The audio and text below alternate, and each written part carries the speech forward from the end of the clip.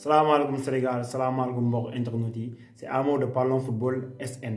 ñu seetaanagul les vidéos précédentes mën ngeen dugg ci chaîne di nga gis vidéo yi lien aussi naa ko def dans la description.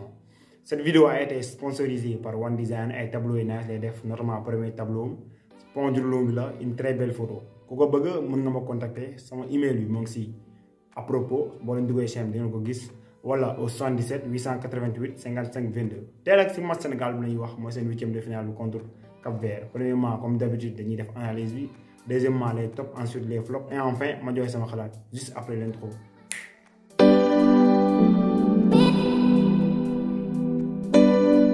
Classement bi mu génnee il y avait pas trop de surprise. Aliou Cissé tey 4-3-3 la def. Edouard Mendy moo nekk ci camp yi les 4 défenseurs ça ne change pas. Kalidou Koulibaly, Diallo 6 ak Bouna Sarr au milieu terrain benn joueur moo changé Pape Gueye moo remplacé Cheikhou Kouyaté ñaari carton la am moo tax tey joué le match bi. Il y avait Gana Gueye et Nampalys Mendy comme milieu défensif. En attaque, on avait Sadio Mané, Famara Diédhiou moom moo remplacé Habib Diallo et à droite amoon nañ Boulaye Dia. L'équipe était au complet aussi ci banc bi, tout le monde était là. Alors bi match bi commencé, le Sénégal a démarré très fort avec beaucoup de pression et un pressing très haut, très bien fait aussi par les joueurs, notamment les attaquants et les milieux de terrain. À la 38e seconde lañ am suñu première occasion. Saliou Ciss moo débordé si aile gauche bi lancé par Sadio Mané mu centré un bon centre Gana Gueye mu taajal ko Sadio Mané mu dóor malheureusement bal bi ci poteau bi la dal. À la 19e minute la waa Cap-Vert am carton rouge, un carton rouge qui est justifié pour moi parce que le gars tayu ko mais tànk bi dafa dépassé sévi Pape Gueye bi donc c'est logique. Par la suite le rythme match bi baissé parce que Cap-Verdien bi ñu amee rouge ba pare dañoo wàcc d'un cran ñu taxaw seen zone. Sénégal ñi dawal bal bi mais amuñu woon ay occasion malgré que ñoom ñoo dominé woon donc c'était logique parce que waa Cap-Vert dañ doon rey temps en plus ay ballon long lañ doon joué seen attaquant ñi dévié des fois ñu commencé am ay touche ñi am ay corner ñi gagné aussi ay deuxième ballon. À la 39e minute la Sadio Mané def benn inde bu naas moo Gana Gueye mais malheureusement défenseur bi il a fait un joli tacle. À la 40e minute Sadio Mané encore mu fixé les deux défenseurs. mu joué individuellement défenseur bi gagné duel bi bal boobu mën na passe les autres attaquants wala mu joué une deux comme l'autre fois avec Gana Gueye. ci le Sénégal gagné am occasion ci première mi-temps bi malgré que première période bu satisfaisant lañ def parce que ñun ñoo dominé on avait fait beaucoup de pression à cette équipe capverdienne. Les joueurs étaient bien dans leur match mais on n'était pas récompensé par notre domination. Deuxième mi-temps bi mu démarré Sénégal dañoo ñëw indi pression comme première mi-temps bi. Ñu bëggoon dugal coûte que coûte ci premier quart-d'heure bi mais ça ne s'est pas passé comme ça parce que Cap-Vert seen bloc bi était trop bas gars yi dañoo reculer donc Sénégalais mënuñu woon développer seen jeu moo tax gars yi j'étais un peu précipité di yàqamte ba di manqué ay passes ni di manqué ay contrôle. À la 50e minute lañ am suñu premier tir Pape Gueye moo ko dóor mu aju ci kaw. À la 55e minute la waa Cap-Vert am seen deuxième carton rouge après un long dégagement de Edouard Mendy pour Sadio Mané mu am télescopage moo ak gardien capverdien bi. dañoo mbëkkante choc bu métti sax arbitre bi sifflé faute mais par la suite bu mu demee xool ci VAR bi la sifflé coup franc et carton rouge.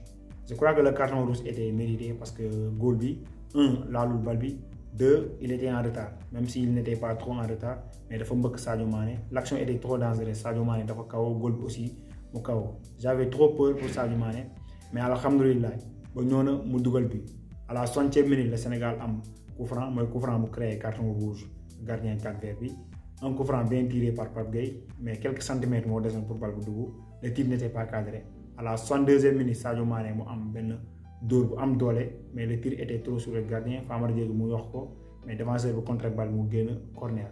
Un corner que Bouna Sarr va bien tirer Sadio Mané bien placé mu enroulé bal bu dugg sous la barre transversale 1-0 pour le Sénégal. À la 68e minute la Sadio Mané génn terrain parce que dafa commencé woon miir après le choc moom sax moo demandé changement Bamba Dieng moo ko remplacé Bamba Dieng qui a fait un bon entrée dafa dugg à la 76e minute et 77e minute mu am fa ñaari dóor yu baax mais c'était pas cadré. À la 82e minute la Aliou Cissé def double changement sortie de Saliou Ciss et de Pape Gueye les deux ils ont fait un bon match entrée de Fodé Ballo-Touré et de Joseph Lopi.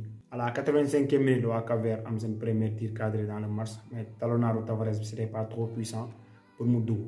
À la 88e minute lañ amaat occasion mais Joseph Lopi passe bu mu joxe c'était pas bien bal boobu il devait le mettre en retrait pour Boulaye Dia comme ça mu dugal ko. À la 92e minute après une perte de balle des Cap-Verdiens au milieu de terrain Bamba Dieng mu récupéré balle bi mu joué 1 contre-attaque 2 contre 1 avec Famara Diédhiou mu delloo ko balle bi parfaitement Bamba Dieng ñoo planifié mu dugg 2-0.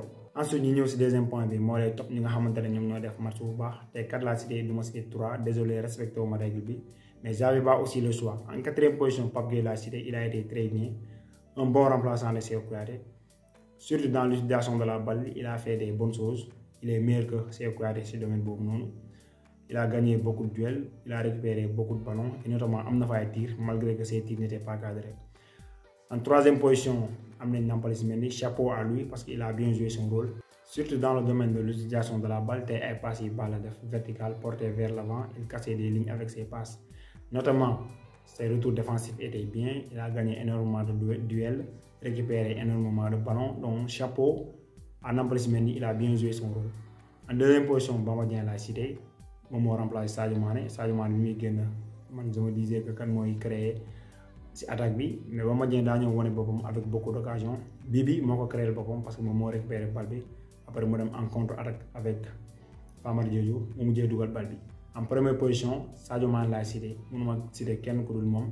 Il a fait un bon match plein, correct, malgré que il a gagné. Mais il s'est sacrifié pour l'équipe. Il a marqué le but. Donc chapeau à lui. Espérons que dina ñëw vite fait parce que choc bi dafa métti.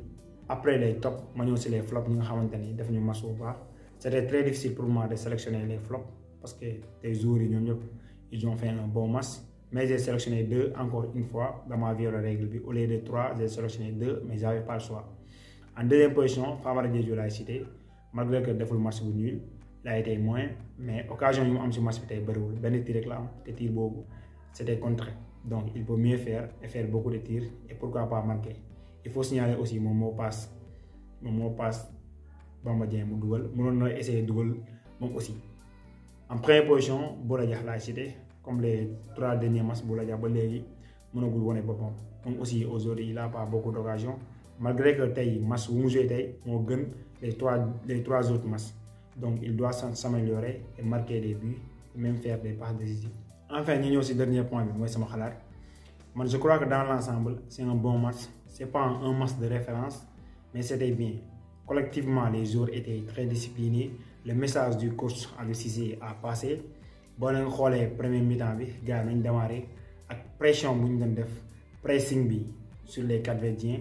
Tu sentais que le message de Aliou Cissé a passé. Donc léegi joueurs yi ñoo war a libéré comme que genre match yi lañ doon xaar match bi nga xamante ne dañuy gagner avec la manière ñu gagner 2-0 2 buts d'écart minimum. Ils l'ont fait même si gars yi amoon nañ rouge mais avant rouge bi le Sénégal était au-dessus du Cap-Vert. Donc maintenant peuple sénégalais bi lay waxoon nañ wàññi pression bu ñu teg ci kaw équipe nationale bi dans l'ensemble, même pas les joueurs mais les dirigeants, le coach et les joueurs aussi parce que les joueurs boo ko tegee pression finalement day yónni match bi après du mën a nekk ci match am. Les joueurs ñooy suivre ñoo xam nañ bu baax li muy wax joueur bu amee pression doo mën a nekk sa match, ça c'est impossible. C'est vrai c'est des professionnels mais population sénégalaise bi ñoom aussi war nañ arrêter seen vidéo yu ñuy def ci réseaux sociaux yi. Si c'est pas pour les encourager donc faut pas les décourager naan ñi xamuñu dara. Que nous, Zori, c'est des personnes comme nous, nous devons suivre les réseaux sociaux. Tout le temps, nous sommes bénis, gars, nous sommes des postés. Mais bon, nous sommes des vidéos, nous sommes Aliou Cissé, Sadio Mané, Gana Gueye, di saboter Zori. Mais après, nous avons l'impression tellement que nous sommes des match. C'est vrai, gars, nous avons gagné la coupe. Mais exemple, nous sommes terre à terre. Regardez le camp. Nous avons équipe qui est fi daanu. Nous avons équipe qui est fi toog. Ana Algérie. Algérie, c'était une favorite comme Sénégal. Mais Algérie toog na, Ghana toog na. Nigeria mi def 9 sur 9 si match de poule yi nag la ngeen ci wax mais Tunisie moo ko dóor. Tunisie bu muy génn poulam il avait que 3 points même Gambie sax dóor na ko mais wéy Gambie qualifié na mu dem quart de finale comme nous. Donc dañu war a xam ne CAN bi y a pas de petite équipe, tous les équipes se valent.